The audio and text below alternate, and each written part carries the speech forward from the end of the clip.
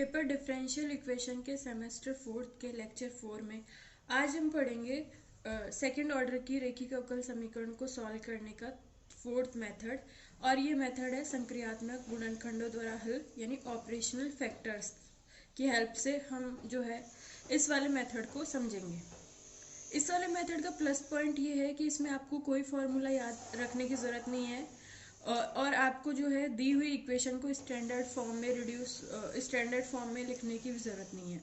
जैसे ये मेथड क्या कहता है, आपको जो दिया हुआ समीकरण है वो आपका P naught D two Y over D X square plus P one D Y over D X plus P two Y is equals to R है।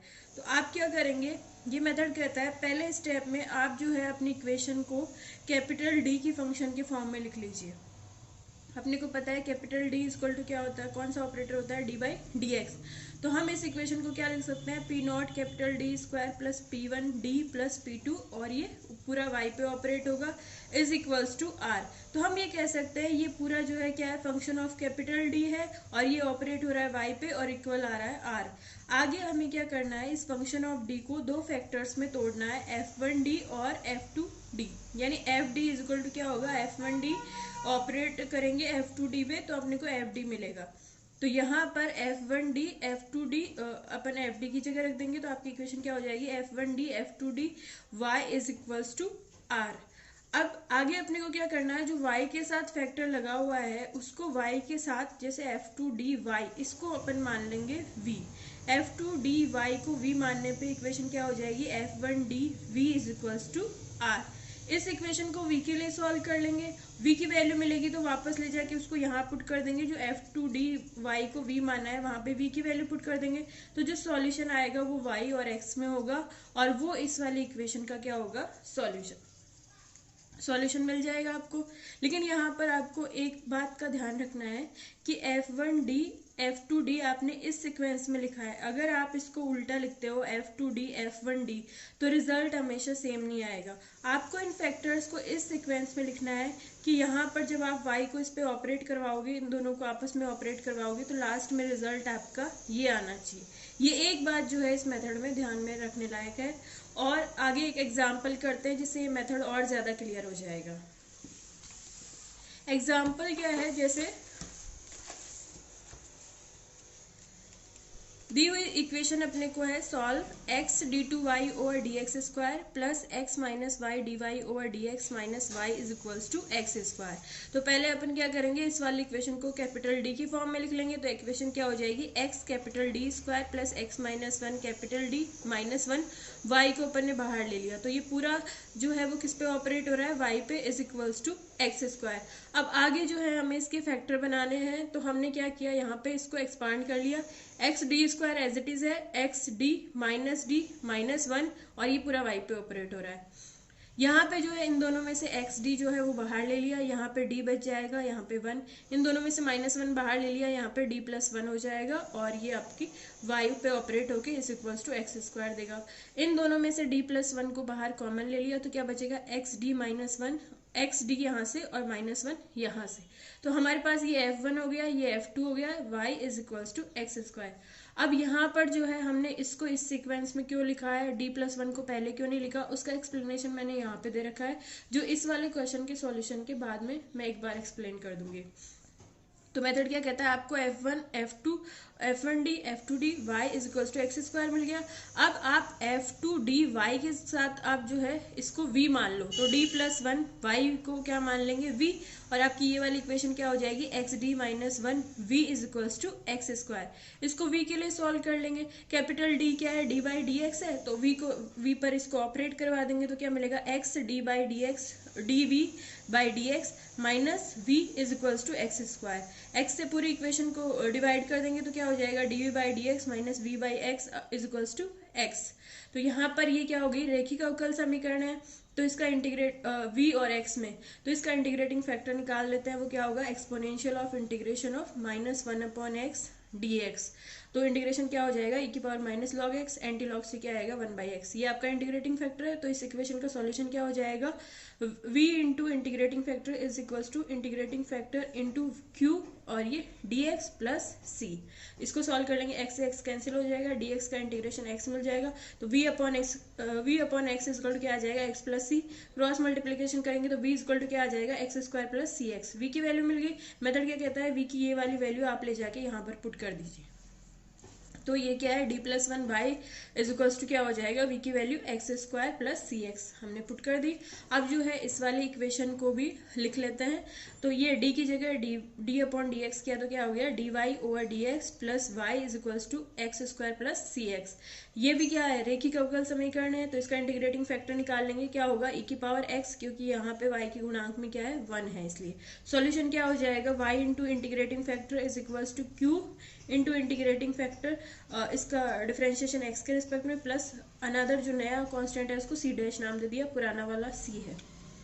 ये जो है फिर ex को जो है इस फैक्टर से मल्टीप्लाई कर देंगे और आगे जो है मैंने इंटीग्रेशन बाय पार्ट से इसका इंटीग्रेशन किया है, जो कि आप देख लीजिएगा, ये इजी है, आप इसको देख लीजिएगा।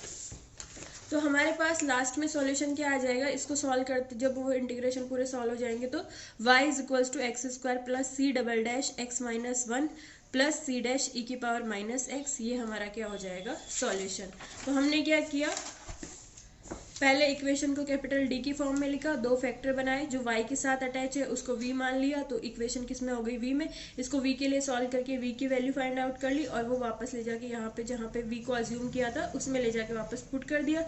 आपको यहाँ पे लगभग इजी इक्वेशन मिलेगी, रेखिक अवकल समीकरण इक्वेशन ही मिलेगी अधिकतर टाइम, और जो भी मिलेगी वो इजी सॉल्व होने लायक मिलेगी। तो हमने जो है यहाँ पे इस रेखिक अवकल समीकरण को सॉल्व कर लिया। इसका सॉल्यूशन ही जो है वो हमारी गिवन इक्वेशन का सॉल्यूशन होगा। अब यहाँ पे एक बात है कि हमने d प्लस वन को बाद में लिखा और एक्स डी माइनस वन को पहले क्यों लिखा, क्योंकि हमने यहाँ पे जैसे साइड में हमने पहले भी कहा था कि f1d, हमने क्या कहा था, f1d f2d not equal to होता है f2d f1d। कभी कभी ये इक्वल भी हो सकता है लेकिन हमेशा नहीं होता, तो अपने को यही मान के चलना है कि ये इक्वल नहीं होता है। यहाँ पे जैसे मैंने ये किया, एक्स डी माइनस वन को पहले ले लिया, डी प्लस वन को बाद में ले लिया, वाई पे ऑपरेट करवा के देखा। तो पहले वाई पे डी प्लस वन ऑपरेट होगा, तो X D minus one as it is है, इसको ऑपरेट करवाए तो क्या है डी वाई प्लस वाई। अब इसको इस पे ऑपरेट करवाना है तो एक्स डी ऑपरेट होगा पहले डी वाई पर, एक्स डी ऑपरेट होगा फिर वाई पर, और फिर माइनस वन को इस पूरे से गुणा करना है, तो ये क्या हो जाएगा minus D Y minus Y. तो ये आपको क्या मिल जाएगा, X D square Y plus X D Y minus D Y minus Y. इन दोनों में से डी वाई बाहर ले लेंगे तो क्या आएगा, X D square Y plus X minus one D Y minus Y. तो ये वही इक्वेशन आ गई जो हमें गिवन थी, यानी आपको यहाँ पे आप इसको सॉल्व करके पीछे जाओगे तो आपको ये इक्वेशन मिलनी चाहिए, तभी ये जो आपने सीक्वेंस से रखा है वो सही है।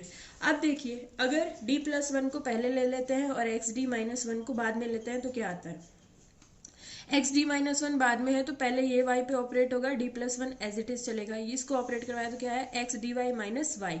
ये आ गया आपके पास, d plus one as it is है, अब d प्लस वन इस पे ऑपरेट होगा, यानी पहले d ऑपरेट होगा एक्स डी वाई पर, फिर d ऑपरेट होगा माइनस वाई पर, और फिर वन को अपन इससे गुणा कर देंगे तो ये एज इट इज आ जाएगा X D Y minus Y.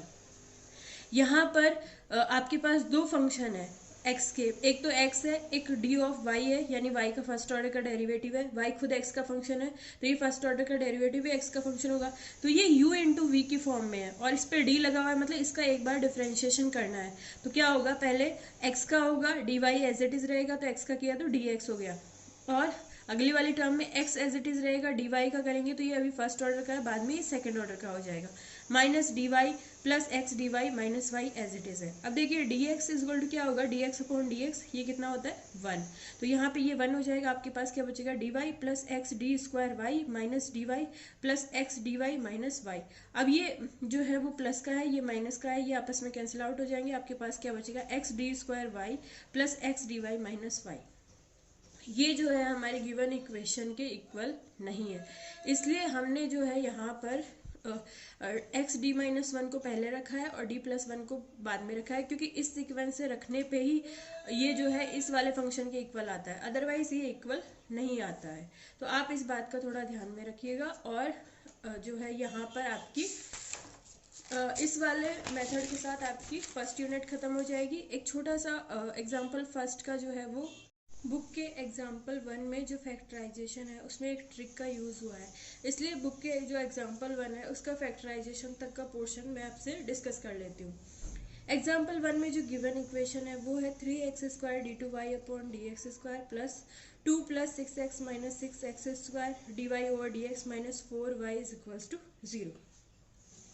तो जो हमारा मेथड कहता है उस अकॉर्डिंग इसको जो है कैपिटल डी की फॉर्म में लिख लेंगे। तो ये हो जाएगा 3x² डी स्क्वायर प्लस ये पूरा factor as it is D minus 4y को अपन ने बाहर ले लिया, ये पूरा जो है y पे क्या हो जाएगा ऑपरेट। इसके फैक्टर करने के लिए इसको एक्सपांड कर लिया तो 3x² डी स्क्वायर तो एज इट इज है प्लस ये हो जाएगा 2d plus 6xd minus 6x² D minus 4। अब देखिए यहाँ पर जो है ये दो जो लास्ट वाले बचे हुए इनमें से -2 कॉमन ले लिया तो क्या बचेगा 3x² डी प्लस 2। अब ये जो 3 है इनको इन 2 की फॉर्म में लिखा है। कैसे लिखा है कि ये जो है देखिए 3x² डी है, इस पे जब आप डी लगाओगे इसका मतलब आप क्या कर रहे हो, इसका डिफरेंशिएशन कर रहे हो। तो इसका डिफरेंशिएशन कर रहे हो तो ये u इंटू वी की फॉर्म में है क्योंकि डी के साथ आगे क्या है y है। तो 3x² x का फंक्शन है और d ऑफ y भी क्या है x का फंक्शन है। तो ये d इस पे ऑपरेट हो रहा है, इसका मतलब d u इंटू वी वाले टाइप के फंक्शन पे ऑपरेट हो रहा है। इसका मतलब ये u इंटू वी की फॉर्म में इसका क्या होगा डिफरेंशिएशन। तो इस पे d अप्लाई करेंगे मतलब इसका डिफरेंशिएशन करना है तो पहले क्या होगा 3x² का होगा, d एज इट इज होगा, इसका क्या हो जाएगा 6x और ये d। तो ये 6xd की जगह d वाली टर्म यहाँ से निकल के आएगी। अगली वाली टर्म में 3x² को एज इट इज रखेंगे, d का करेंगे तो d का मतलब है एक टाइम डेरिवेशन हो चुका, एक बार और करेंगे तो ये क्या हो जाएगा d²। इसका मतलब d इन पे ऑपरेट होके 2 टर्म्स देगा, यानी ये दोनों टर्म्स जो है वो कंबाइंड इसमें आ जाएगी। प्लस यहाँ से जो है डी को बाहर ले लिया और 2 कांस्टेंट है उस पर कोई फर्क नहीं पड़ा। डी को जब अंदर ऑपरेट करेंगे तो 2 कांस्टेंट बाहर हो जाएगा और डी किस पे लग जाएगा y पे। यहाँ पे भी 2 बाहर है और डी किस पे लगा हुआ है y पे। तो ये आपका फैक्टराइजेशन होगा। यहाँ से जो है d माइनस 2 जो है 3x² d plus 2 factor in दोनों में से कॉमन लेने पे d माइनस 2 हमारे पास बच जाएगा। तो ये हो जाएगा d minus 2 3x² d plus 2 और ये पूरा किस पे ऑपरेट हो रहा है y इज इक्वल टू 0 पे। तो ये इसका क्या हो गया फैक्टराइजेशन हो गया। अब आप जो है रफ में इसको सॉल्व करके जैसे हमने पिछले वाले एग्जांपल में किया था y इस पे ऑपरेट करवाइए और फिर जो आएगा उस पर d-2 ऑपरेट करवा के देख लीजिए, आपका जो है यही आना चाहिए। तो इसका मतलब ये सही है। और फिर हम क्या करेंगे इसको v मान लेंगे, v के लिए सॉल्व करके v की वैल्यू फाइंड आउट करके हम जो है यहाँ पे 3x² d plus 2y is equal to v में v की वैल्यू पुट कर देंगे। y और x में जो है सॉल्यूशन आएगा वो हमारा क्या होगा, y और x में जो इक्वेशन आएगी वो ही हमारा सॉल्यूशन होगा। तो ये जो है वो फैक्टराइजेशन वाला मेथड है। यहाँ पे आपकी यूनिट 1 जो है वो कंप्लीट हो गई।